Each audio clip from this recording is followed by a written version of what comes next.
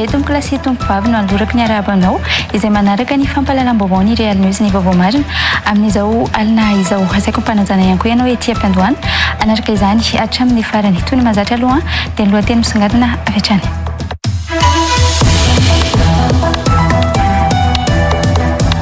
Nisy olanara teknika na andron-jiro tapaka naloza voajanahary no antony fahatapahana herinaratra nisy tamin'ny alahady lasa teo teto Antananarivo renivohitra fa tao anatin'ny famerinana famatsiana no nisy ny firehetana teny Ambohimanambola hoy ny talemisahana ny tambajotra iraisana Antananarivo eo anivon'ny Jirama androany.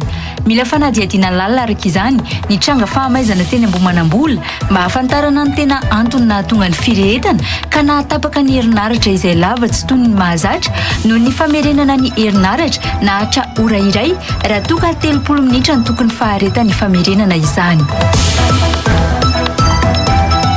Mahagaga fa ao anatin'ny fotoana fanaovana fanadihadiana parlementera mahakasika ny Jirama sy amin'ny fotoana nanaovany filohan'ny fanavaozana fanambarana momba ireo orinasa tsy miankina mpamokatra herinaratra mihitsy no nisy ny tranga fahamaizana teny Ambohimanambola hoy ny filohan'ny voamera-panao fanadihadiana parlementera momba ny Jirama Petra Kotoniaina androany. Mila miomana araka izany fa mety hisy zavatra mitranga amparary ka tokony ahayanavaka ny famendrofendrona sy ny tsirariny rehetra hoy Petra Kotoniaina. Ny fiaraha-miasa eo amin'ny samy firenena afrikanina no inona fa hanavitra ny Afrika hoy ny filohan'ny fanavaozana ny Colonel Mikael Randrianirina androany. Manamafy ny fiaraha-miasa eo amin'ny Madagasikara sy Egypte araka izany isika ao anatin'ny dia ny filohan'ny fanavaozana any Egypte izao izay namaliny ny fanasany ny filoham-pirenena Egyptiana. Tsena miisa 3 tao amin'ny tsena Nanosbe akaiky ny tetezana no maikila ny afo omaly tamin'ny 7 ora sasany alina. Mpivarotra fitaovam-pianarana sy fitaovan-dakozia ary kiraro ireo maireo izay mitentina hatrany amin'ny 50 tapitrisa ariary ny tsena iray raha ny nambaran'ireo niarambona. Iaraka amin'ny Miora ao anatin'ny Vinavinan'ny mety toetry ny andro amin'ny rampitsaka saindray arsika izao.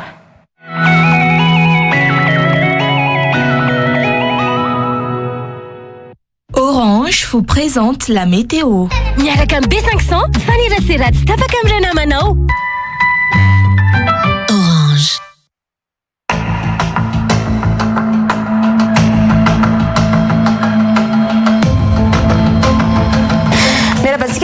Any tokatrano indray ara izao fotoana izao izay atao anatin'ny fampahalalam-baovao eto amin'ny RealTV Madagasikara. Mahakasika ny toetrandro ho an'ny rampitso dia nivaratra aza malefaka aloha izany no andrafitra an'izay toetry ny andro izay sy ampendranao ela ary fa ho fantarisika amin'ny antsipiriany mahakasika an'izay amety ho toetry ny andro izay dia araka izao hitantsika izao raha ho an'ny votany sy ho an'ny any fianaran-tsoany dia vinavina isy aloha izany ny zavona ny voamaraina fa isava tsy kelikely eny ihany izay ibalika kosa nefa ny masoandro ho an'ny tontolo iara ny any Mahajanga sy ny tapany avaratry Madagasikara. Raha ny any Nosbe kosary no anomizantsika an'izay amety ho toetry ny andro izay dia ibalika aloha izany ny masoandro ka mandidina ny 20 hatramin'ny 20 degré celsius ny mampanafanaky amin'izay fa raha toka kosary iverenantsika ireto fatra sisa ireto dia ifany ny rahona sy masoandro ho an'ny Toamasina sy ny any Sainte Marianne. Toy izay ary raha ny tsara fantatry ny mahakasika ny mety ho toetry ny andro ho an'ny tapany maraina. Raha ny tapany ariva kosa indray ary izao no anomizantsika an'izay amin'ny alalan'ny saritany Madagasikara hatrany ary raha ho an'ny votany dia ibalika aloha izany masoandro ifanimy kosa nefa ny rahona sy masoandro ho an'ny atao fianaran-tsoato. Araka izao hitantsika izao dia ibalika ny masoandro ho an'ny Anatoliara Mahajanga ny ilana tsy nanany nosy sy ny tapany avaratry Madagasikara. Raha ny maripana-fanaiky amin'izay indray no fantaritsika manaraka dia ho anareo any fianaran-tsoany no ahitantsika ny maripana ambandrindra izay somary nisy fidinany ho 7 degré celsius ary ny ao Mahajanga ao kosa no ahitantsika ny maripana ambondrindra izay mandidina ny 5 degré celsius. Toy izay ary raha ny tsara fantatry mahakasika ny mety ho toetry ny andro ho an'ny rampitso. Ankatrana feno ary isika rehetra izay niaraka amin'ny ahitra mifarany ary anasanana matrany ny fampahalalam-baovao eto amin'ny RealTV Madagasikara. Mamy fotoanantsika ary ho amin'ny rampitso indray. Velona tsopoko.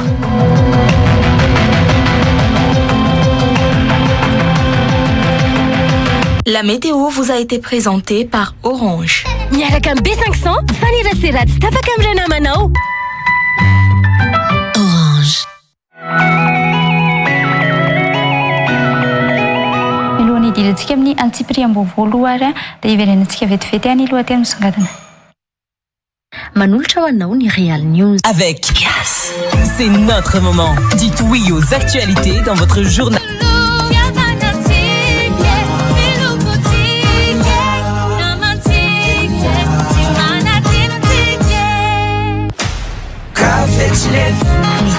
rosé tsy mety lefy.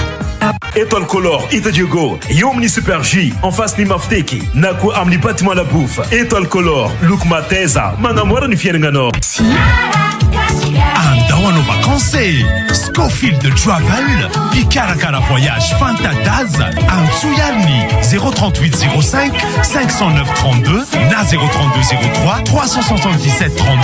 Marina Mivantana pâte courte primo dia misy amin'ny endriny spirali ary tortille. Misy amin'ny lanjany 10 grammes sy 10 kilao ny pâte courte primo.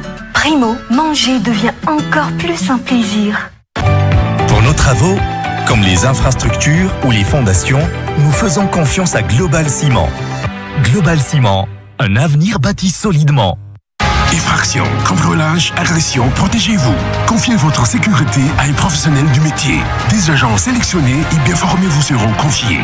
Fortement équipés, ils seront prêts à intervenir à tout moment. Prime Defense Security, le meilleur allié pour votre sécurité. Alors, partout où vous êtes, étudiez depuis chez vous. Rejoignez la formation à distance de l'UPRIM. Inscrivez-vous à l'UPRIM la plus proche de chez vous.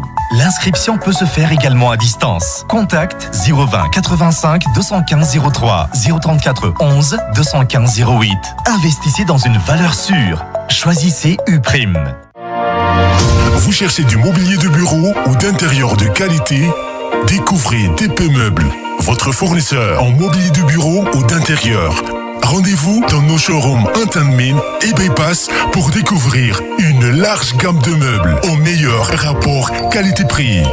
Gel douche Voy, la fraîcheur et le plaisir d'une douche parfumée chaque jour. Voy, le bien-être pour tous au quotidien.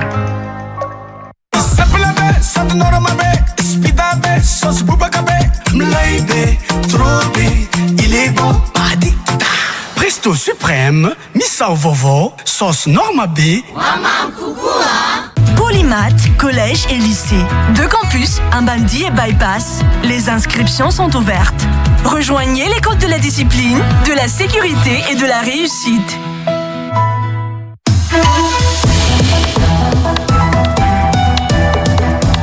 Nisy olanara teknika na andron-jiro tapaka naloza voajanahary no antony fahatapahana herinaratra nisy tamin'ny alady lasa teo teto Antananarivo renivohitra fa tao anatin'ny famerenana famatsiana no nisy ny firehetana teny Ambohimanambola ho ny talemisahana ny tambajotra iraisana Antananarivo eo anivon'ny Jirama androany. Mila fanadihadiana lalina araka izany ny tranga fahamaizana teny Ambohimanambola mba hafantarana ny tena antony nahatonga ny firehetana ka nahatapaka ny herinaratra izay lava tsy toy ny mahazatra noho ny famerenana ny herinaratra nahatra ora iray raha toka 30 minitra ny tokony faharetan'ny famerenana izany. Mahagaga fa ao anatin'ny fotoana fanaovana fanadihadiana parlemantera mahakasika ny Jirama sy amin'ny fotoana nanaovan'ny filohan'ny fanavaozana fanambarana momba ireo orinasa tsy miankina mpamokatra herinaratra mihitsy no nisy ny tranga fahamaizana teny Ambohimanambola ho ny filohan'ny voamera mpanao fanadihadiana parlemantera momba ny Jirama Petra Kotoniaina androany. Mila miomana araka izany fa mety hisy zavatra mitranga amparary ka tokony ahayanavaka ny famendrofendrona sy ny tsirariny rehetra hoy Petra Kotoniaina. Ny fiaraha-miasa eo amin'ny samy firenena afrikanina no inona fahanavitra ny Afrika ho ny filohan'ny fanavaozana ny Colonel Michael Randrianirina androany. Manamafy ny fiaraha-miasa eo amin'ny Madagasikara sy Egypte araka izany isika ao anatin'ny dia ny filohan'ny fanavaozana any Egypte izao izay namaliny ny fanasany ny filoham-pirenena Egyptiana. Tsena miisa 3 tao amin'ny tsena Nanosbe akaiky ny tetezana no maikilan'ny afo omaly tamin'ny 7 ora sasany alina. Mpivarotra fitaovam-pianarana sy fitaovan-dakozia ary kiraro ireo may ireo izay mitentina hatrany amin'ny 50 tapitrisa ariary ny tsena iray raha ny nambaran'ireo niarambony. Idirantsika vetrany amin'ny Antsipriam-baovao mila fanadihadiana lalina ny tranga fahamaizana teny Ambohimanambola mba hafantarana ny tena antony nahatonga ny firehetana ka nahatapaka ny herinaratra ny alahady lasa teo ho ny talemisahana ny tambajotra iraisana Antananarivo ao amin'ny orinasa Jirama androany. Tsy mbola fantatra mazava mantsy hatreto ny tena antony fahamaizana io raha ny nambarany. Lava tsy toy ny mahazatra ihany koa aza ny famerenana ny herinaratra tamin'io satria nahatra ora iray izany raha tokony 30 minitra no famerenana izany ho ihany ihany talemisana ny tambazotra iraisana Antananarivo nandritra ny fidinana ifotony nataon'ny komisiona mpanao fanadihadiana parlementaire teny amin'ny Jirama teny Ambohimanambola androany. Mitatra izay Todrabefatra sy Andry Rabesotra. Tsy nisy olana ara-teknika na andron-jiro tapaka na loza voajanahary no antony fahatapahana herinaratra nisy tamin'ny alady lasa teo teto Antananarivo renivohitra ho ny talemisana ny tambazotra iraisana Antananarivo androany. Tao anatin'ny famiarenana famatsiana no nisy ny firetana ho ny tompon'andraikitra. Dia déclenchement général. Déclenchement général tsy orana tsy nisy hoe fahasombana tamina pilôna mitondra andreo herinaratra 138 kV na 63 kV reo. Rehefa misy déclenchement général dia mamerina isika. Tsy tafaverina teo amin'ilay bara 63 mihitsy ny mandraka avy nampidirina voalohany. Rehefa nanao manœuvre zay lasa natao manœuvre manuel ny ekipa dia nahita. Zay vao nahita hoe misy firetana. Lava-tsy toy ny mahazatra nefa ny famerenana ny jiro io satria naharitra ora iray ho ihany ny talemisana ny tambazotra iraisana Antananarivo. Rehefa nesorina amin'izay ny party avy any amin'ny Henri Fraise naverina dia iny nafana namerina ny jiro. Ny fanadihadiana no ilaza ny détail teknika zany fa amin'izao tsika dia zay fotsiny no zavatra misy. Zay natonga le izy hoe amin'ny ankapobeny 30 minitra eo famerenanay ny déclenchement général fara fa elana. Fa iny efa hoadiny iray mihitsy. Mila fanadihadiana noho izany io tranga mba hamantarana ny tena antony ny firetana ka mahatonga ny fahatapahana laviareny ho ihany ity tompon'andraikitry ny Jirama ity. Mila fanadihadiana lalina izy hoe hitanao hoe zavatra normalizany le sa manahoana? Firetana aloha ny raha tsika rehetra nahita. Matoa nisy firetana fipoahana misy firetana ve sa firetana niteraka fipoahana sa ina dia tsy maintsy fanadihadiana foana no androany nandritra ny fidinana ifotony nataon'ny komisiona mpanao fanadihadiana parlementaire momba ny Jirama no nanomeza ny tompon'andraikitry ny Jirama fanazavana momba ny tranga fahamaizana teny Ambohimanambola io. Mahagaga fa ao anatin'ny fotoana anaovana fanadihadiana parlementaire mahakasika ny orinasa Jirama mihitsy no misy tranga fahamaizana teny Ambohimanambola ho ny filohan'ity vomera ity Petra Kotoniaina androany. Mampametra-panontaniana ihany koa no hoe amin'ny fotoana nanaovan'ny filohan'ny fanavaozana fanambarana momba ireo orinasa tsy miankina mpamokatra herinaratra mihitsy ireny tranga ireny raha ny nambarany. Tsy maintsy atao araka izany ny fanadihadiana ao amin'ny orinasa Jirama na inona mitranga ho ny filohan'ny vomera mpanao fanadihadiana eny amin'ny anteny miaram-pirenena Petra Kotoniaina nandritra ny fidinana ifotony nataony teny Ambohimanambola androany. Todrabefatra sy Andry Rabesotra trany. Mampametra-panontaniana ny tranga misy eo amin'ny orinasa Jirama amin'izao ho ny filohan'ny vomera mpanao fanadihadiana parlementaire momba ny Jirama Petra Kotoniaina androany. Ao anatin'ny fotoana anaovana fanadihadiana mihitsy no mitranga izao fahamaizana ty Ambohimanambola zao dia manontany tena ihany izahay hoe misy ina ny tena zavatra mitranga. Tena hoe nahoana no ao anatin'ny vanim-potoana anaovan'ny député fanadihadiana mahakasika ny fitantanana ny Jirama, nahoana ao anatin'ny nanaovan'ny filohan'ny fanavaozana dénonciation zany mikasika ny zavatra tsy mety ataon'ireo secteur privé sasany no mitranga zao zavatra zao.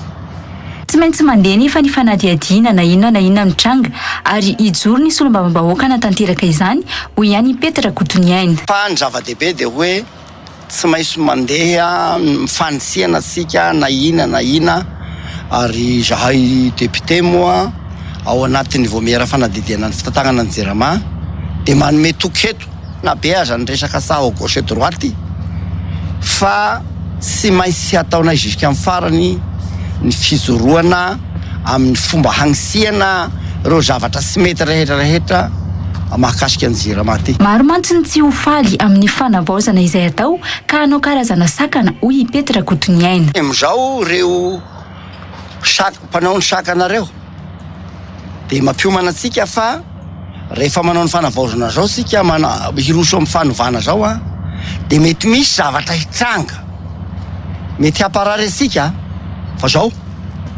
sika zany tokony miomana amin'izay ary sika tsy tokony hilefitra na hiverin-dalana amin'izay fa tsy maintsy tohizy nahatra amin'ny farany fa zay fotsiny ampitaiko ny hoe hahay hanavaka an'izay atsika hoe zao mba zavatra sirariny a dia mba hiaraka hizoro hiaraka amin'ny mpitondra zany fa raha sagnatria mora fendrofendroana sika dia tsy ho tanteraka zany ny fanovana sy ny fanisihana izay ataosika. Androany moa no nidina hifotony teny Ambohimanambola ny filohan'ny Vaomera mpanao fanadihadiana sy ireo tompon'andraikitry ny JIRAMA nijery ny zava-nisy teny an-toerana izay nahatonga ny firehetana ny Alahady lasa teo. Fa mitohy hatrany ny fandatsahana orana artifisialy raha vao mifanaraka afaka anatanterahana izany ny toetry ny andro ranonambara ny JIRAMA natao anampiana ny famokarana herinaratra manoloana ny haintany amin'izao no antony nandraisana ireo fepetra ireo ranonambara ny avy amin'ny orinasa JIRAMA. Hatreto nefa tsy tokony manana olana amin'ny famatsiana herinaratra ny JIRAMA fa ireo tampoka mety hitranga no mety mahatonga ny fahatapahan-jiro misy tahaka ny fahamaizana izay nisy teny Ambohimanambola na ny mety ho antony samihafa hoy ny JIRAMA omaly nandritra ny valandresaka ho an'ny mpanao gazety izay nataon'izy ireo. Mikatra izay Toetra sy Andry Rabesotratrany. Mbola ampy ny tanjaka ananan'ny JIRAMA ialana amin'ny délestage sy ny fahatapahan-jiro ranonambara ny talemsana ny fitsinjarana herinaratra ao amin'ny JIRAMA. Tsy mbola nanao fanambarana mikasika ny fiverenan'ny délestage mihitsy mantsy ny JIRAMA hatreto fa fampahafantarana mikasika ny olana nitranga teny Ambohimanambola no nahatonga ny fahatapahana lavareny izay niseho ny Alahady lasa teo ranonambarany. Voalohany indrindra aloha tsy nanambara ny fomba ofisialy mihitsy ny teto anivon'ny JIRAMA indrindra na ny aty amin'ny fendreketana ny teknika hoe verina ny délestage tsy nisy an'izay fanambarana izay fa nanambara ny anton-javatra niseho tamin'iny fotoana iny isika. Vanim-potoana iainantsika raha ho an'Antananarivo dia miditra amin'ilay antsoina hoe maintany sika amin'izao fotoana izao. Raha ny zava-misy ankehitriny amin'izao tsika amin'ny teny izao ampy ny tanjaka ananantsika hiatrehana ny filana. Ny tsy fahatomombanana miseho no mahatonga ny olana amin'ny famatsiana herinaratra raha sanatria misy ny fahatapahana lavareny ho ihany ny taleo anivon'ny JIRAMA. Zavatra miseho ny tsy fahatomombanana dia mety miseho eny antsefatsefany eny izay no mety hiteraka fahatapahana fa raha ny tanjaka ananantsika aloha amin'izao faraparan'ny volana Jolay ka irariana hitohy hatramin'ny fidirana amin'ny volana Aogositra dia mbola ampy aloha izay tanjaka izay. Tsara fantatra koa nefa fa arakaraka ny rosoantsika makany amin'ilay maintany no mampiena miandalana ny avon-drano amin'ny todi-drano ka mahatonga ny fianany ireo tanjaka hoentin'ny hydroelektrika. Mitohy hatrany ihany koa ny fandrotsahana orana artifisialy ataon'ny JIRAMA ahafahana manampy amin'ny famokarana herinaratra amin'izao haintany izao raha ny fanazavana ihany. Ny zoma 24 Jolay sy ny Alahady 20 Jolay teo izao no nisy ny fandrotsahana orana artifisialy raha ny fanazavana ihany. Tena mitohy mihitsy ny fandatsahan'ny orana nanao indromy antaona isika tamin'ny zoma teo ary alina ny anankiray. Izy iny moa dia tsara marihana ihany fa tsy voatery hoe azo orana vaventy be tsika fa na dia atao hoe herikerika aza dia efa ilaitsika izay. Ny antony dia zao misy an'ilay atao hoe phénomène d'évaporation ka raha mandatsaka orana sika dia ny hena iny évaporation iny noho ny toetry ny atmosfera zany ao aorian'ilay fandatsahan'orana mampety atsika izay. Fanampiana amin'ny fiavian'ny orana manaraka no isan'ny tena tanjona ao anatin'ny fandrotsahana orana artifisialy amin'izao io ho ihany koa ny JIRAMA. Fa ny lafindray faharoa koa miteraka fanakakaizan'ny fiavian'ny orana manaraka io opération fandatsahana orana izay ataontsika io ka rehefa miteny eo anivon'ny météorologie hoe tomombana fepetra androtsahantsika orana dia manao izany hatrany ny JIRAMA. Nandritra ny valandresaka ho an'ny mpanao gazety izay nataon'ny tale jeneraly JIRAMA sy ny tale eo anivon'ny JIRAMA omaly alatsinainy no nitondrany ny JIRAMA io fanazavana mikasika ny fandrotsahana ny orana artifisialy io. Fa ho averina ny kompania pitaterana malagasy Air Madagascar atoato ho ny tale jeneralin'ny Madagascar Airlines androany.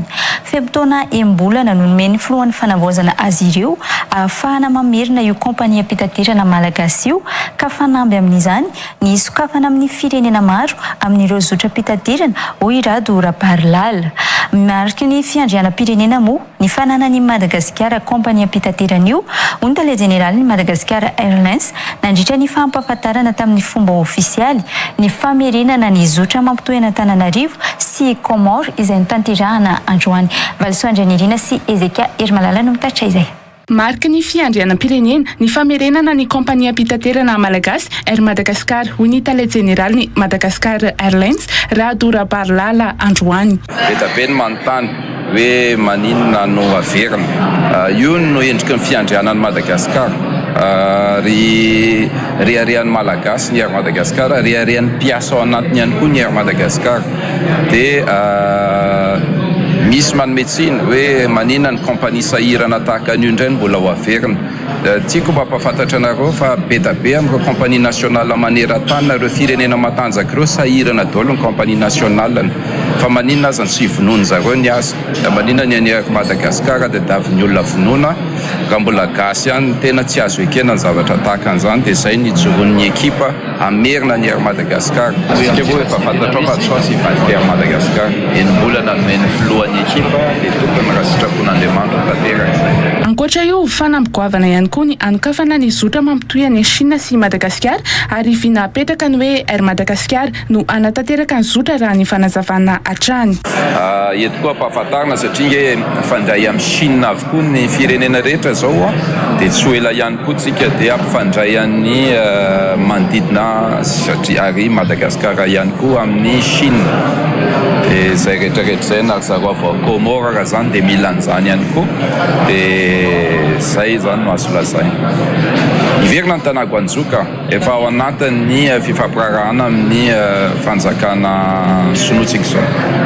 Nandritra ny fampahafantarana tamin'ny fomba ofisialy ny famerenana ny zotra mampitohy Antananarivo sy Comore moa no nitondrany tale jeneraly ny Madagascar Airlines an'io fampahafantarana momba ny fiverenana ny Air Madagascar io. Fa ivadika lafam-baovao hafa mihitsy kosa indray isika.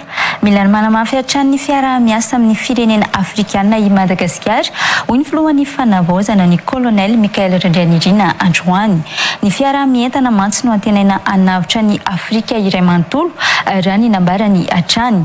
Nahazo fanasana avy amin'ny filoha Egyptiana moa ny filohan'ny fanavaozana ka nanantanteraka fitsidiana ofisialy hoy ny Colonel Michael Randrianirina izay niainga androany maraina tetsy amin'ny serana mpiara-manidina tetsy Ivato ny Antsipriana izay ary.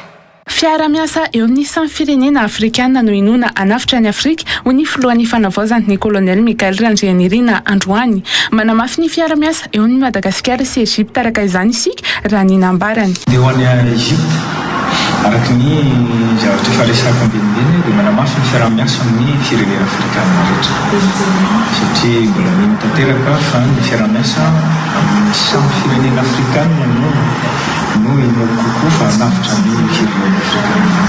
Dia ho any Egypte amaly ny fanasany Andriamatao Al-Sisi président Egypte miaraka amina ministra vitsivitsy dia mety hisy contrat maromaro osoniavina. Nanatra ny délégation ao any Egypte io teny Ivato moa ny mpanolotsaina avy ny fanavaozana sy ny prime ministre Mamtina Radjonarson niaraka tamin'ireo mpikambana ao anatin'ny gouvernemanta. Ny filoham-pirenena Egyptiana moa no nanasa ny filohan'ny fanavaozana tamin'ity fitsidiana ity. Famikasika iny vaovao iny hatrany voateny ambony fiara-manidina hidina ny Le Caire dia efa tazana avy hatrany ny fandrosoana amin'ny renivohitry Egypte hoy ny filohan'ny fanavaozana nandritra ny tafafohy teo aminy sy ny ministry ny fahasalamana Egyptiana izay nitsena azy teny amin'ny serana mpiara-manidina. Anatin'ny fitsidiana tanterahan'ny filohan'ny fanavaozana ao Egypte ny fanatsarana ny fifanarahana eo amin'ny firenena rotota hoy ny filohan'ny fanavaozana. Fitsidiana ofisialy io tanterahan'ny filohan'ny fanavaozana ao Egypte io araka ny fanasana nataon'ny filoha Egyptiana Abdel Fattah Al-Sisi. Ny hariva teo moa no nikadona tao Le Caire renivohitry Egypte ny filohan'ny fanavaozana ny Colonel Michael Randrianirina niaraka tamin'ny vadiny Tiamondrandrianay no mitatra izay vaovao izay avy any an-toerana. Tamin'ny fitoro hariva teo no nikadona tao Le Caire renivohitry Egypte ny filohan'ny fanavaozana ny Colonel Michael Randrianirina niaraka tamin'ny vadiny. Nitsena azy teo ampahatongavana ny ministry ny fambolena sy ny fanajariana ny tany ao Egypte Ala Alden Farouk. Teo ihany koa ny ambasadaorin'ny Egypte miasa sy monina eto Madagasikara Rabah Saïd.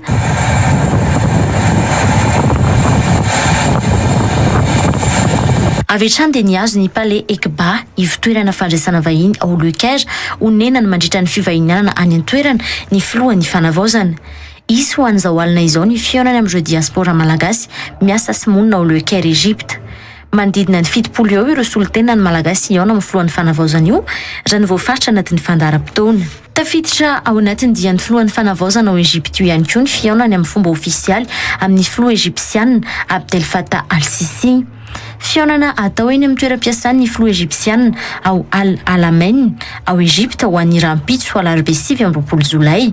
Isy noho izany ny fivoriana ao amin'ireo mpikambana amin'ny fiadininy Repoblika Egyptiana sy Malagasy mandritra io rampitso io. Ankoatra ny filohan'ny fanavaozana, misy ihany koa ireo minisitra manaraka ny kolonel Mikael Randrenirina ao Egypte ka ao anatin'izany ny ministra ny raharaham-bahiny, ny ministra ny fahasalamam-bahoaka, ny ministra ny rano sy ny fidiovana, ny ministra ny postra sy ny ahitao arakajy mirindra, ny ministra ny angofo sy ny akoranafo ary ny ministra ny fambolena. Ho an'io rampitso alarobia io, isan'ny fifampidiniana mitokana eo amin'ny filoha Egyptiana Abdel Fattah al-Sisi sy ny filohan'ny fanavaozana ny Repoblika ny Madagasikara ny kolonel Mikael Randrenirina ary isy aorian'izay ny fifanaova-tsonia mpifanarahana eo amin'ny firenena rotonta arahan'ny fanambarana iombonana ataon'ny filoha Egyptiana sy ny filohan'ny fanavaozana amin'ny mahafitsidihana ofisialy azy raha ny voafaritra ny fandaharam-potoana nivoaka. Vaovao mahakasika ny fikoanam-pirenena kosa indray no anoizatsika ny fampahalalam-baovao.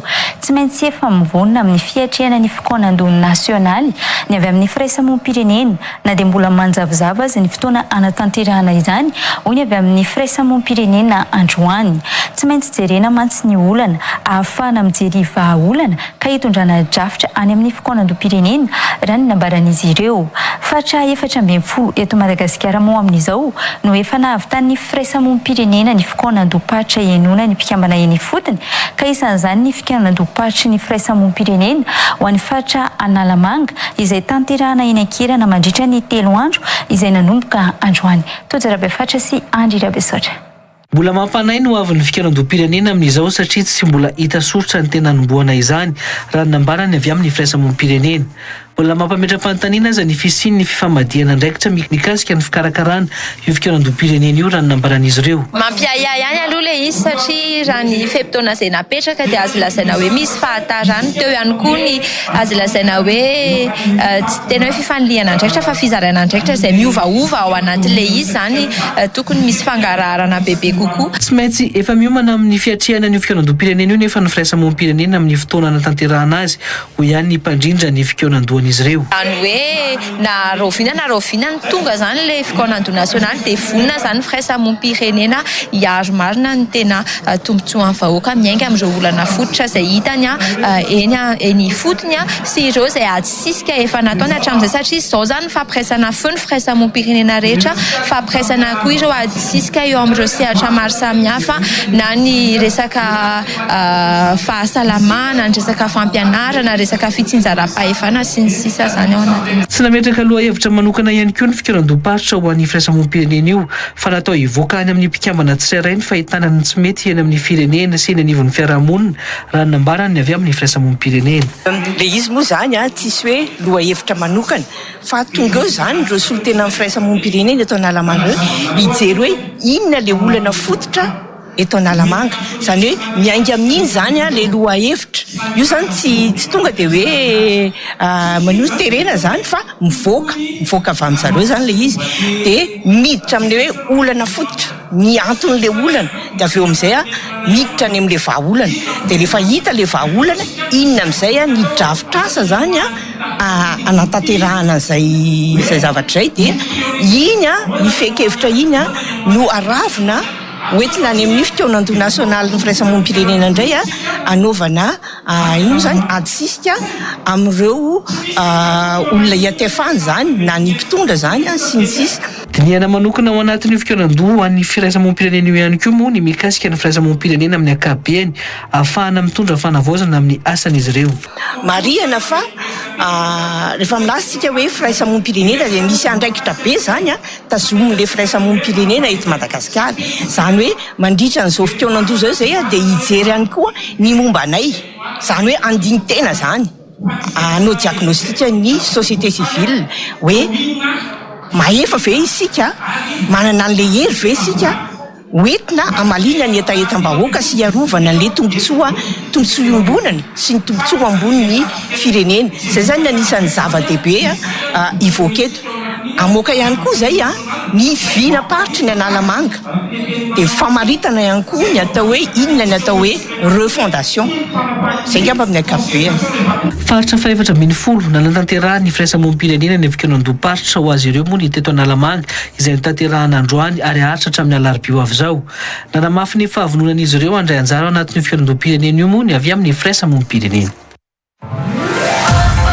Hoaratsika eto amin'ny RealTV Madagasikara, isan'andro amin'ny fito latsaka fahatelony ny fifamotenana ireo nandray anjara ho an'ny Our Generation, fifamotenana ho an'izay solitena Madagasikara ho an'ny fifamonanan-kira 420. Mahakasika ny fifanitsanana amin'ny Our Generation 420 iny hatrany ao anatin'ny fanomanana ny famaranana ny fifantenana amin'ny Our Generation 420 i coach Kony sy ireo mpifaninana amin'izao fotoana izao. Fanatsarana ny seho mba ho tena mendrika ny solitenan'i Madagasikara no tanjona hoy coach Kony ao anatin'izany. Tsy misy intsony araka izany indra fo amin'ny mahafifaninana iraisam-pirenena azy ity. Le aroarahantsika ny fidy izay andavanandro ny mpifaninana eny amin'ny lofta eny alasora izay miaraka amin'ny Nansirana Evson sy Zarbidy Andriatso. Toy ny fanomezana fiofanana ho an'ireo mpifaninana izay hiatrika ny lalao famaranana. Manao jeritodika ny stage 2 ary efa miroso sahady amin'ny fiomanana an'izay famaranana izay i coach Kony. Ianao indray manao ilay faharoa, malala manao ilay fahatelo. Tonga eto amin'ny kiondalana farana ato anatin'ny sélection Madagasikara anatin'ny Our Generation 2026 anankidimy nisan'ny ankizy roa ny lahy telo ny vavy efa tena ao anatin'ny fanomanana tanteraka izahay efa nilazaiko ny ankizy hoe raha tao anatin'ireny stage anankiroa reny nijanona fotsiny teo amin'ireny manababo ny fon'ny mpitsara fa eto kosa nefany dia efa ao anatin'ilay tsotsoromam-bisarahana satria vonam-pirenena no resahantsika dia tsy misy tsony ny tolérance, zany hoe tolérance zéro zany ao anatin'ity.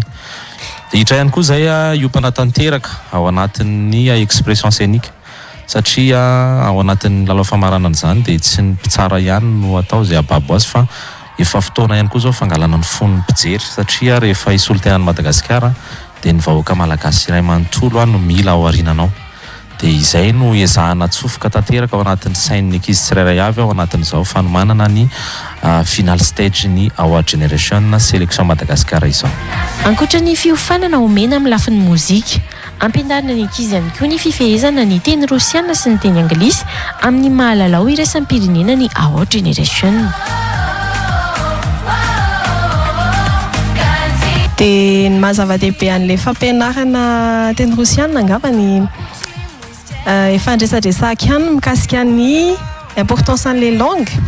Raha ohatra hoe ho an'ny Ouzbekistan zareo ny firenena any aloha zany mahay miteny rosiana, manana ny teniny izy fa mahay miteny rosiana. Mo araka ilay fandresantsika hoe ny Russie no organisateur ny Our Generation dia izay no antony mahatonga anay nianatra an'ilay langue. Le izy mahafinaritra be.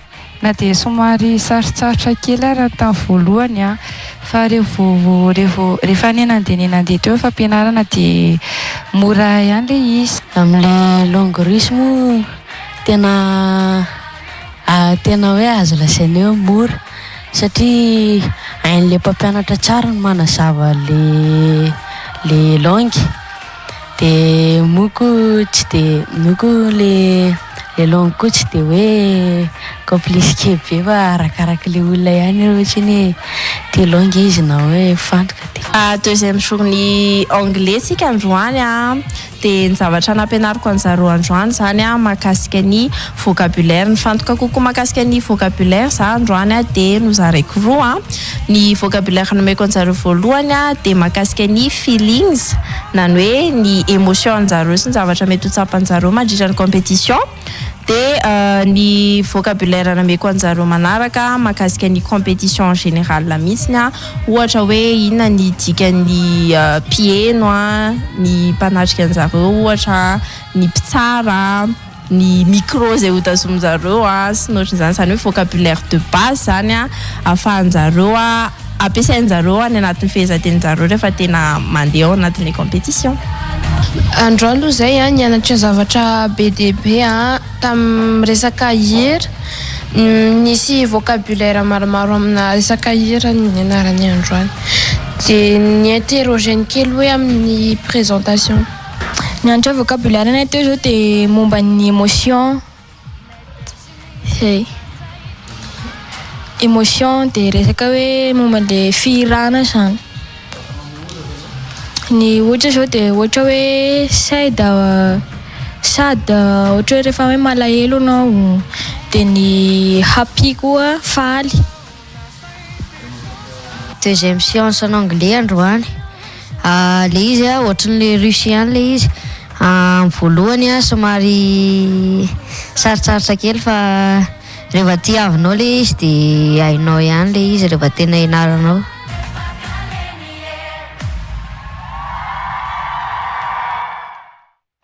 Vaovao eo anivon'ny commune Antananarivo renivohitra kosa indray mitaky ny tambiny toeram-ponenan'izy ireo na ny indemnité de logement ireo mpiasan'ny commune Antananarivo renivohitra androany.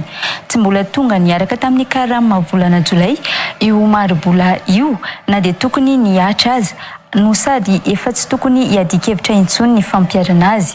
Nambaran'ireo mpiasa moa androany nandritra ny hetsika izay nataon'izy ireo fa hikatona avokoa ny braony boriboritany rehetra manomboka rahampitso raha toka tsy mibaly ny fitakiny.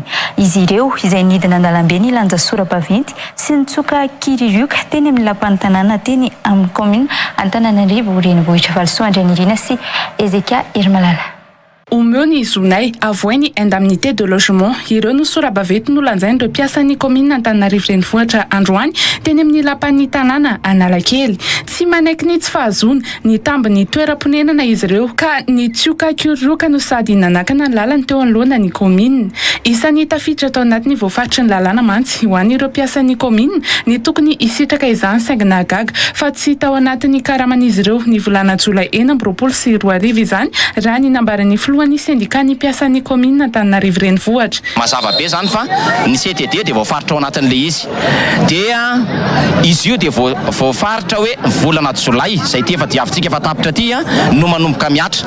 Nandray ny karama izahay dia tsy nisy an'io tao. Efa nisy ny fifanantonana teo amin'ny tompon'andraikitra sy izy ireo saingy tsy nahafa-po ny valiny ho ihany ny syndicat ny mpiasan'ny commune Antananarivo renivohitra. Na izany naty zany nefa efa nisy ny fifanantonana fampiresahana tamin'ny mpitantana ny tanàna Andriamatoa filohan'ny délégationna manokana sy ireo mpiara-miasa aminy. Nitsotra izy fa décret io aloha satria izay ndresaka ny fanaovanay dia tsy maintsy ambaranay aminareo décret io izy indiscutable tokony ampiarina fa saingy izao ny fahefana ananan'ny commune izy dia tsy anana an'io vola io. Tsy manaiky noho izany izy ireo raha tsy azy ny vola izay takiny ho ihany filohan'ny syndicat. Dia izay foana ve ny atao faralahan'olona eto zanaka malagasy zay omeo anay ny zoanay izahay dia tsy mahafantatra afa-tsy ilay 200 000 ariary na le hoe 1 million de francs izay io antony hijoron'ny mpiasa ho takina io. Manaiky ny fomba andaminana ny fandoavana io vola io raha teo ny syndicat ho izy ireo androany. Ninona fampiakarana nataon'ny fanjakana teto dia tsisy adevitra raha mampiakatra 100 ny fanjakana tsy ny commune mihitsy ny adevitra hoe zakanay zany 5% zakanay na zay tsy anao fa rehefa dito mpanjakana dia taterana fa arakaraky ny teto-bolanao alamino ny fomba fandoavana an'le izy fa izy miteny mihitsy hoe zakanay zany alamino ka zay zany andrazanay an'le mpitantana fomba ahoana nandoavany an'le izy rovina no rappeleny zay tsy azo izay azo ifandaminana rehefa miteny izy hoe mavesatra be ny rappele an'io indray mandeha mifanaraka izahay ataovy indroa ary ataovy intelo ary fa ny andrasanay volanao farafaratsiny efa tokony ho tafiditra ao anatin'ny fiche de paie ny karama tsirairay ny mpiasa tsirairay izy. Mitombo fitokonana raha toka mbola tsy mivaly ny fitakiana ho ihany ireo avy amin'ny syndicat ireo. Alamino fomba fandoavana azy dia miandry izay ka raha ohatra ka tsy andray fepetra zany ny mpitondra ny mpitantana tanàna hoe ahoana ny andoavana an'io dia iza menatsiny zay fa zoanay zany ho akatonay androany efa nikatona daholo ny aro indesy moyenina ary mbola ho akatonay raha vao androany moa ilay izy dia misokatra androany ihany ny asa rehetrarehetra raha tsy vaovà androany dia mialatsiny fa itony tolona. Ny antso ny tompona ndraikitra moa ireo mpiasan'ny komina ireo hijery vahaolana momba ity olany mpiasa ity. Vaovao mahakasika ny trangam-piarahamonina kosa indray. Tsena miisa 3 no levon'ny afo tao amin'ny tsena Nanosy omaly tokony ho tamin'ny 7 ora sasany alina. Tsena fivarotana fitaovam-pianatra sy fitaovan-dakozia ary kiraro ireo tsena 3 may ireo. Manodidina ny 50 tapitrisa ariary moa ny tomban'entana may tao amin'ny tsena iray tamin'ireo tsena ireo izay isan'ny levon'ny afo tao anatin'ny firetana alina io.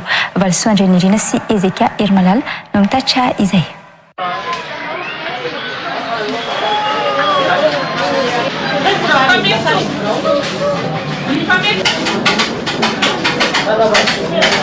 Potika sy mainy afo tahaka izao sisa ireo entana tato amin'ireo tsena miisa 3 niara-ny famaizana teny amin'ny tsena Nanosy be ho an'ny omaly alina ireto. Nanomboka tamin'ny 7 ora sy 7 no nanomboka ny firehetana ary nihitatra tamina tsena 3 mifampiampita ny afo raha ny fitantaran'ny lehiben'ny tsena ao Nanosy be. Teo amin'ny tamin'ny 7 sy 7 teo firehetana dia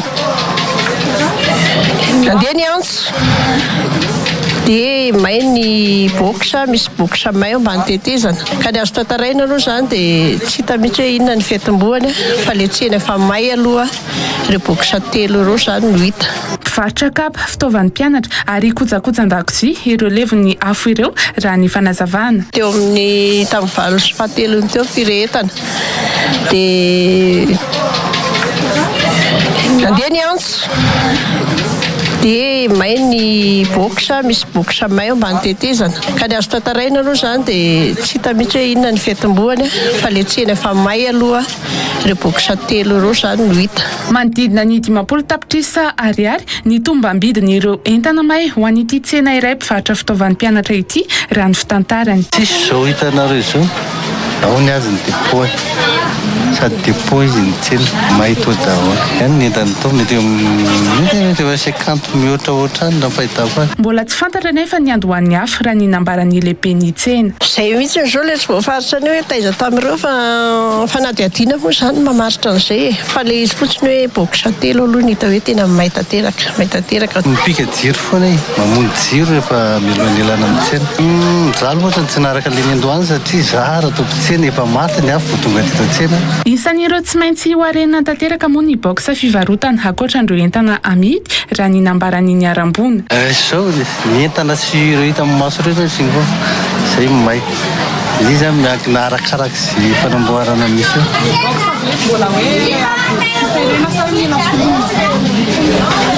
mila soloina le izy. Nambaran'ny tompona ndraikitra ny tsena moa fa ho amafisina ny fanaraha-maso ireo tsy fanarahan-dalàna sy tsy fahatombanan'ny tsena hisoroana ny loza tahaka izao. Fa aminay tompona ndraikitra ny tsena aloha solotena mivarotra dia misy fanaraha-maso tokoa ireny zavatra tsy ara-dalàna reny fa mody izay rehefa eo amin'ny valivalo na amin'ny vitsy sasany dia ny sécurité indreny aorinan'izay dia mbola atao moa zany lefa nadihadiana hoe inona marina ny tena nahatonga an'ilay izy satria ny andraikitra dia hatreo amin'ny amin'ny fito eo misy contrôlera manara-maso ireny resaka jiro, fadiovana sy ny karazany.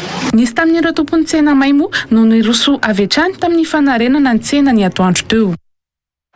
Fa mikasika iny vaovao iny hatrany nahatra 5 minitra ny firehetana teny amin'ny tsena Nanosy be omaly raha ny tatra nataon'ny lehiben'ny sampana mpamonjy voina androany. Tsena iray mpivarotra kojakojan-dakozia no ny andohan'ny afo ary ny ampita tamin'ireo tsena ampita mpivarotra kapa sy fitaovan'ny mpianatra ny afo raha ny fanazavana hatrany. Manentana ny amin'ny fahamailona sy fandraisana fepetra ho an'ny tsirairay sy ny tsena moa ny avy amin'ny sampana mpamonjy voina isoroana ny loza mety iseho toy ny omaly iny. Valisoandry Nirina sy Ezekia Ermalalatrany. Tamin'ny 7 ora sy 20 minitra no naray antsony avy amin'ny sampana mpamonjy voina mikasika ilay tranga firehetana teny Nanosy be raha ny tatry ny lehiben'ny sampana mpamonjy voina androany. Mpivarotra kojakojan-dakozia iray no voalaza fa ny andohan'ny afo ka nihitatra tamin'ireo tsena manodidina raha ny fanazavana. Boxa iray izay mpivarotra kojakojan-dakozia F001 izay no ny atombohan'ny firehetana. Ary nitatra tao amin'ilay boxa F014 sy F015. Ny F014 mpivarotra kapa fingotra reny ary ny anankiray le F015 mpivarotra fourniture scolaire. nalaky nitatra be moa ny afo satria zavatra mora mirehitra daholo ny tao anatin'ilay toerana ny tao anatin'ilay box zany fa na tsara ratsy azy dia nandeha tsara ary mafy ny pression ny booster d'incendie ao amin'ny tsenan'ny Nosy-be. Afo miainga avy any ambany no niakatra anazy ny tafon'ny tsena raha nitatra avy amin'ny sampana mpamonjy voina. Avy taty ambany ary misy grenier io box io dia niangona tany ambony daholo ny setroka dia tsy maintsy nanao ny atao hoe ventilation ny pompier ahafahana mamono ny afo izay miainga avy aty ambany zany. Voatery nanapitsoka ny varavaran'ireo tsena hafa niara-ny firehetana ireo ny mpamonjy voina na ahafahana ny feny afo raha ny fanazavana. Hanina nandro tao anatin'ny famonoana ny afo angamba dia tsy teo ireo tompon'ny box tamin'ny fotoana natongavany mpamonjy voina dia voatery tsy maintsy namaky izahay teo amason'ny polisy sy teo amason'ny lehibe ny tsena mba hahafahana zany mamono sy manafaingana ny intervention izay nataon'ny sapeur pompier. Tsy mbola fantatra ny mpamonjy voina moa ny loharano andohany afo raha ny nambarany commandant Rahalay Vanoro Eric. Antony tonga ny afo dia tsy fantatry ny mpamonjy voina fa teo ireo namana avy amin'ny polisy scientifique zany no anaty hady ary miatsika ny fizotrin'ny hoe inona marina ny antony natonga ny afo.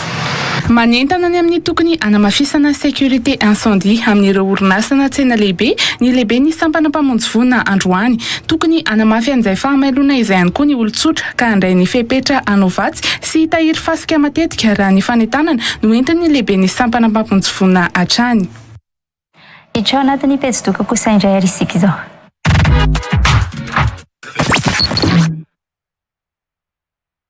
Fa miavaka ny visite organisée izay karakarain'ny société ikorana immobilier ho an'ilay lotissement hazavana faly arivo etsy Ambodiafontsy ny sabotsy voalohan'ny volana aogositra 2024 ho avy izao. Ny tombony lehibe amin'izany ny fisian'ny fihenam-bidy 13 isanjato be izao ary misy ihany koa ny facilité de paiement mandritra ny 12 volana. Ny toerana dia 10 minitra miala ny lalam-pirenena voalohany ary efa pavy avokoa ny lalana makeny amin'ny toerana io. Terrain azo andrenana avy hatrany ary avy hatrany ihany koa dia titre en main no mbola azahoanao fihenam-bidy miavaka koa fandrin'izao ary ny toeranao amin'ny 7 ramaraina ny fiangana eo amin'ny 100 kilo anosato andrefana koa tongava maro ny antsiprian'izay. Manana tany, mahaleo tena, mitady tany efa vonina andrenana no sady tena tsara emplacement ve ianao?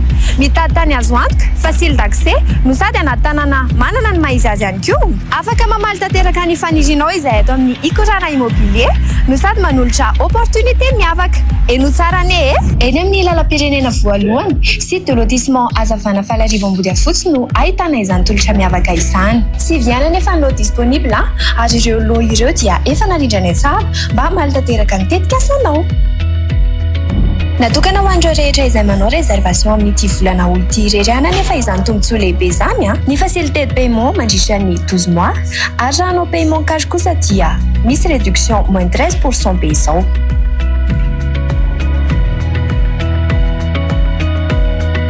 Prêt à bâtir avokoa ireo ary afaka tonga dia manangana avy hatrany ianao. Maro tsara ary ity daty ity ny sabotsy 1er août ho avy izao ny fotoana omeny anareo hijerena mivatana ireo tany ireo ka toy izao ary ny fandaminana.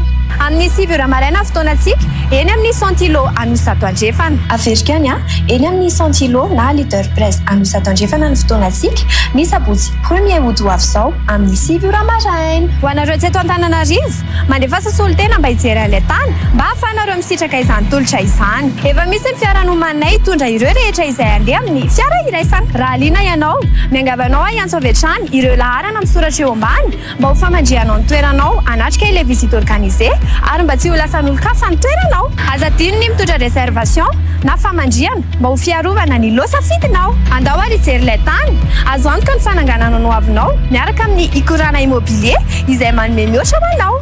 Misy fihenam-bidy 10 alina ariary ihany koa ao amin'ny sekoly fampianarana teny anglisy Inglifay eny Antsahavola amin'ny fidirana amin'ny 7 volana aogositra izao raha ny fampahafantarana androany.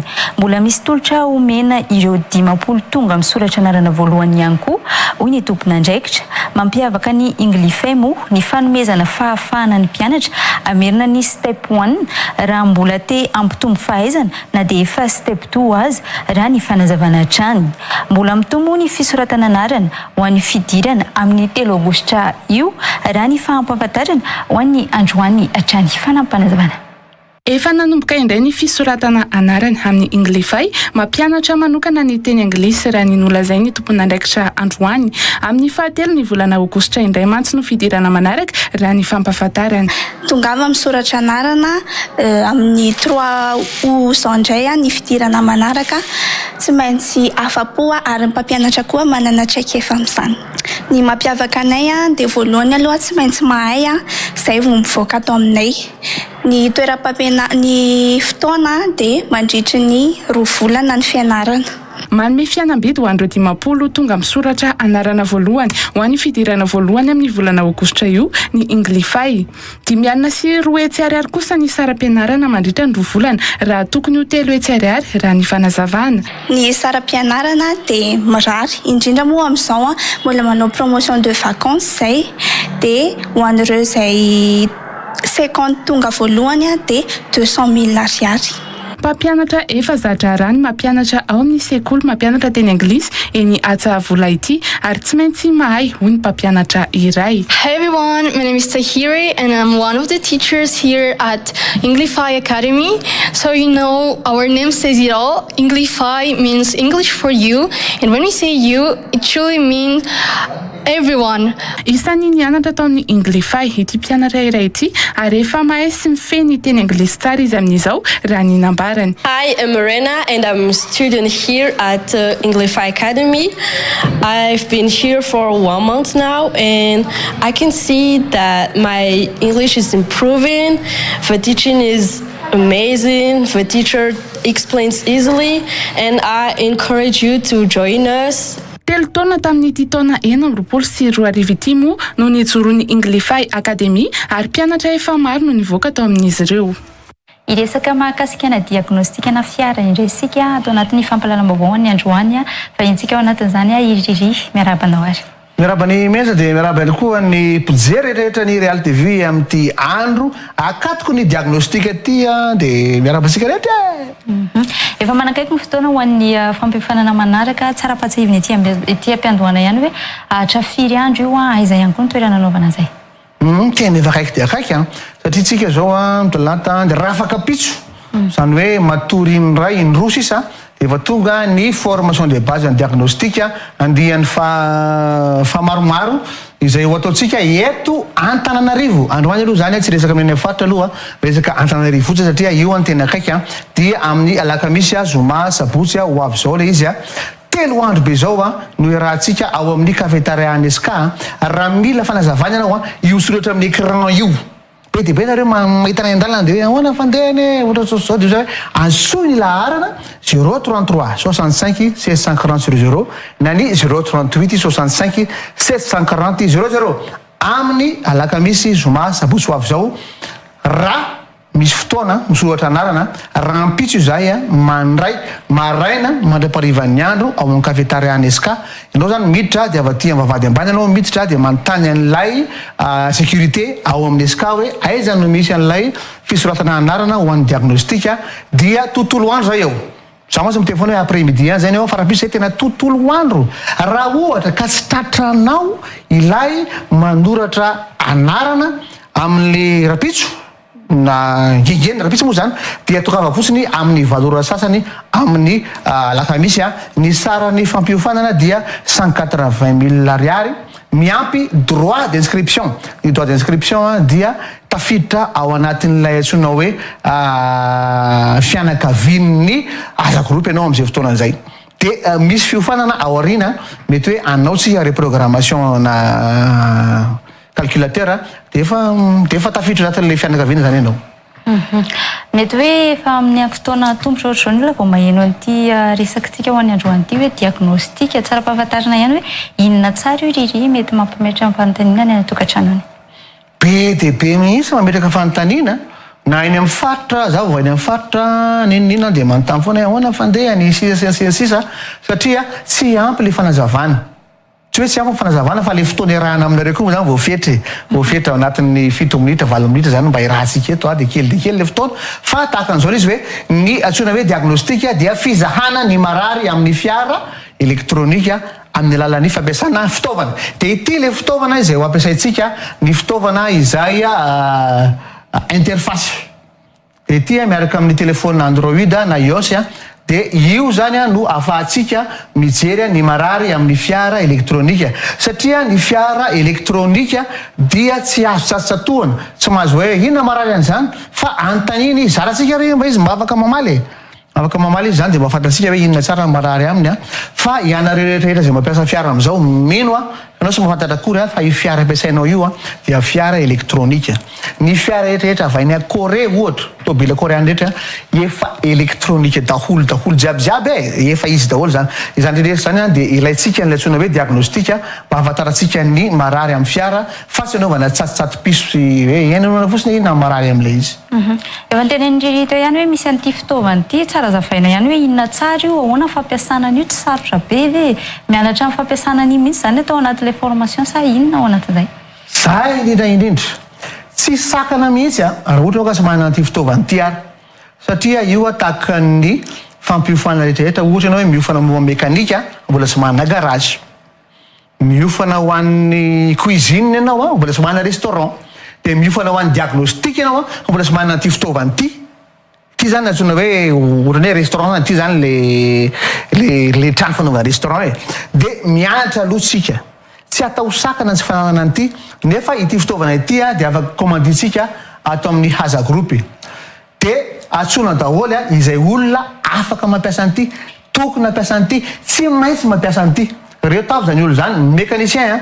izay efa mécanicien taloha nefa tsy nanao mise à jour afa le tomobile taloha reny afa ny tomobile elektronika tomobile elektronika dia mila an'ity zavatra ity mba tsy ahelany intervention anao manamboatra ny moteran'olona mba koa tsy anaovana zahoany sy fatany sy ny tsatotsato-piso zany de antanitsika amin'ny alalan'reto fitaovana reto ity miaraka amin'ity telefona android anao ihany de efa mety raha ohatra anao ka hoe tsy manana telefona android tsy sakana ho azy zany tsy manana an'ity anao tsy sakana zany mianatra alohatsika fa rehefa mianatra tsika dia vitatsika zany ny olona rehetrarehetra izay mianatra ao aminay de tena mandray an'le fitaovana mihitsy tena mandray an'ity ary tena manao diagnostika tena hoe manao diagnostika zay ny amin'le pratika satria 3 andro izy lakamisy zoma sabotsy ho avy zao de ny lakamisy ny zoma tsika manao théorie tena apetraka daholo ny base rehetra hoe base na mékanika base na elektronika inona ny tokony fantatsika amin'ny elektronika inona avy ny pièce tokony fantatsika inona ny antsoina hoe sonde inona ny antsoina hoe système ABS inona ny antsoina hoe système na air système na rehetrarehetra io ny actionneur ny didino capteur ianaratsika daholo zany amin'ny théorie amin'ny pratika kosa tsika de tena mandray an'le fitaovana misy dia manao pratika tena pratika ohatra ny hoe manao diagnostika mihitsy zany ianao amin'izay fotoana zay mandeha be ny fotoana atsika izavy zany no andrasanareo tonga eny zay tonga eny rehetrarehetra ve de raisina sa misy fetra hoe janona rehefa hoe tonga zany olona hoe tokony ho raisinareo mandritra ny fampiofanana amin'io fotoana io ao anatin'izay ihany koa ny fanentanana farany sy ny hoe fampatsiahivana ny daty ho an'izay fampiofanana izay zay olona rehetrarehetra tonga eo raisina avokoa rehefa manana an'lay hoe mahay mikirakira android zay kosa aloha ataontsika base zany zay mety hoe lasa sahirana ianao mesy de tena hoe base zany zay fa lasa sahirana ianao zany lasa tsy maharaka le olo-kafa zany fa ny fahaizana android tsy hoe le telefona anao entina de hoe tsy maintsy entina ny telefona anao de hoe tsy mety ny telefona anao fa mila efa mahay kosa anao hoe système hoe rehefa manao android aloha ataontsika hoe base olona mahay Facebook zay angambany satria ny application amin'ny miaraka amin'ity interface ty dia application mitovitovy andre Facebook reny any satria ny Facebook dia application reny Instagram application reny application de mba mila mikirakira n'lay écran zany mba hoe mahay écran fa tsy le mitapy amin'le telefona le telefona le atsika fatrana ndray zany azafady miala am'tena zay de zay zany le izy de ny olona tsona tsy mifidy taona aloha zay ny taona zany 15 ans ny ankizy 15 ans am'izao ange efa mahay telefona mihoatra lavitra no za efa hainy manao décoderana wifi hainy reny ankizy reny indrindra aza be le petrapetraka ao tokantrano ny ankizy avy nanao baka ny ankizy mibaka teknika zao mbola mandeha fa le kizy manao baka teknika indrindra tonga de ampidiry vetivety lakamisy zoma sabotsy efa vita mibaka teknika lakamisy satria raha piso ny tapitra dia mbola mavita zavatra be dehibe tsika tonga de ao anatin'ny tsara mihitsy tsika zao de ny fotoanatsika raha dia ny amin'ny alakamisy zoma sabotsy ho avy zao a ny alakamisy zoma tsika manao teoria ianaratsika daholo na mijery an'ireny piesy maty reny a ny mijery any zavatra tokony ho fatatsika rehetra le panina matetiky bazo amin'ny tôbily rehetrarehetra elektronika ianaratsika daholo zany rehetrarehetra zany a sabotsy tsika manao pratika mifidy ora raitsika anaovantsika pratika anatin'ny adiny raitsika manao diagnostika indimy eo miaraka amin'ny mpiara-mianatra moa zany dia ny alarana tsotsika dia ny 033 65 1640 sy ny 038 65 1640 00 raha tia miseratsera anaty Facebook ianao dia tsy ny page Facebook haza miataka kely dia misy groupe dia aotsika miseratsera mamaly mifantaninareo zay na mifiry zay fa andao hianatra dia tonga avafotsiny raha ohatra tsy mavita misoratra anarany amin'ny alakamisy amin'ny valo sasany 180,000 ariary ny sara fampifanana miampy frais d'inscription kely tapitra fotoanantsika ho any androany ankasitrahany Riri soa be tompoko Zaka sararaka aminay fitafatafyaraka aminay dia hitanay mivantana ho anareo mpakafianay manasara hoe zay dimy anata aory génération 2026 samedi à 10h ao amin'ny akodi ka de